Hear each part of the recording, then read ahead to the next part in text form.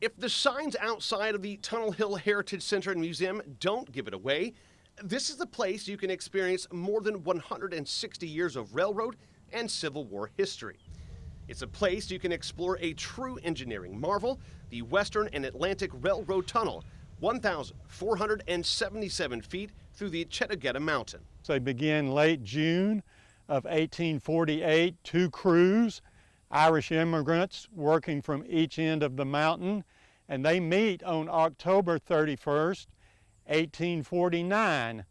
And very amazing to me, when the two crews meet, they're only off by 1/4 of an inch. Completed in 1850, it was the first major railroad tunnel in the South and the first of the Appalachian Mountains, allowing trade between the Atlantic Ocean and the Tennessee River. Today, you can take a guided tour to see original drill marks made during the construction of the tunnel and see where the Civil War's great locomotive chase came through in 1862. When the General is stolen at Kennesaw, at that time known as Big Shanty, the General is stolen there. The Texas chases it. They come right through this tunnel.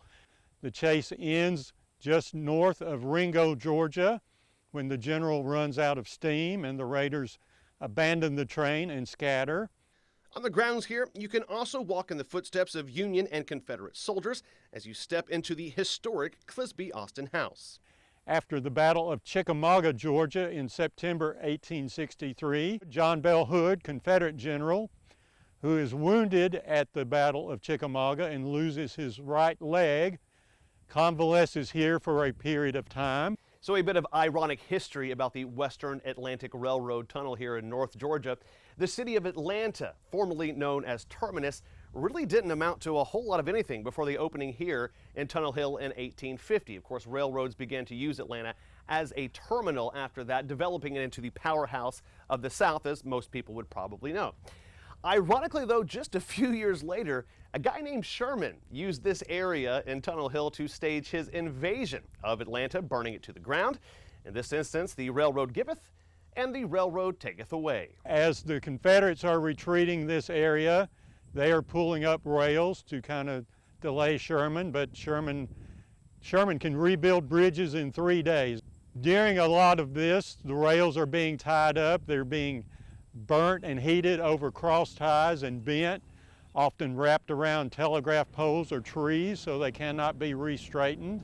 As the demand for more railways grew, so did the trains themselves, and by 1926, so many train cars were getting stuck in the tunnel that the decision was made to build a larger parallel tunnel through the mountain, ending the use of the W&A tunnel in 1928. The tunnel was reopened to the public in 2000, just in time for its 150th anniversary. And there are so many interesting facts about this place. You just need to see it for yourself.